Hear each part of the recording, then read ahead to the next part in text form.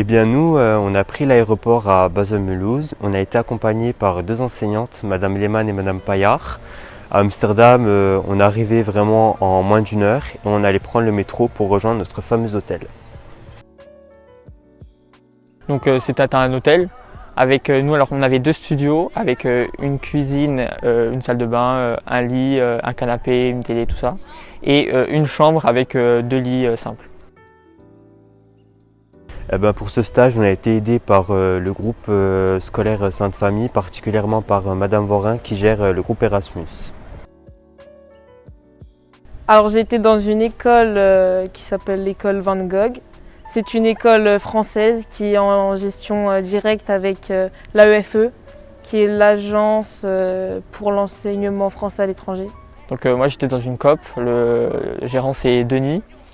Alors c'est une petite coop à peu près 100 mètres carrés je dirais, avec des produits alimentaires et non alimentaires, voilà.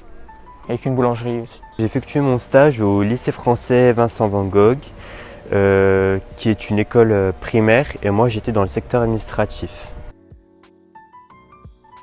J'ai surtout assisté la maîtresse, c'est-à-dire j'ai géré un groupe, le groupe d'enfants. J'assistais surtout aussi, tout au long de la journée. Je proposais des activités, je gérais les récréations, j'entretenais la salle de classe, etc.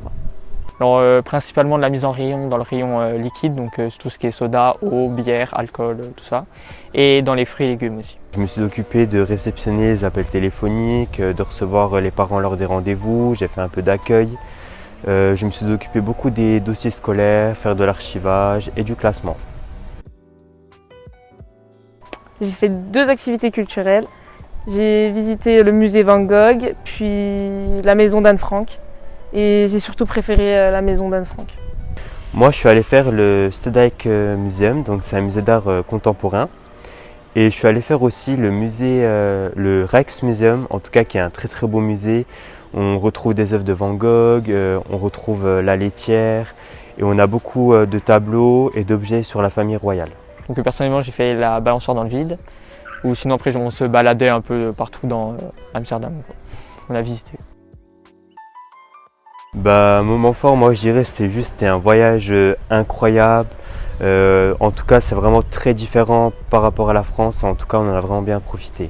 Le pique-nique sur la plage était incroyable au coucher du soleil, tout ça, c'était magnifique. Vu que là-bas ils parlent soit anglais ou soit néerlandais, le néerlandais c'est vraiment compliqué quand même, mais la plupart on parlait vraiment anglais pour pouvoir se débrouiller. Je dirais que c'est une expérience unique, inoubliable. Ça vaut le coup de tenter cette expérience. Ça vous apporte plein de choses. Déjà, vivre tout seul pendant un mois, avec des adolescents, entre ados, c'est incroyable. Et parler l'anglais tout le temps, la langue, plein d'expériences, plein de souvenirs aussi, de bons souvenirs. Et c'est incroyable, quoi. En tout cas, moi je vous recommanderais de faire ce voyage parce que c'est incroyable déjà de faire son stage à l'étranger. Ça nous permet d'apprendre plus la langue, de s'améliorer et aussi ça nous permet d'être autonome. Nous on a été seuls pendant un mois, en tout cas on a plutôt bien géré.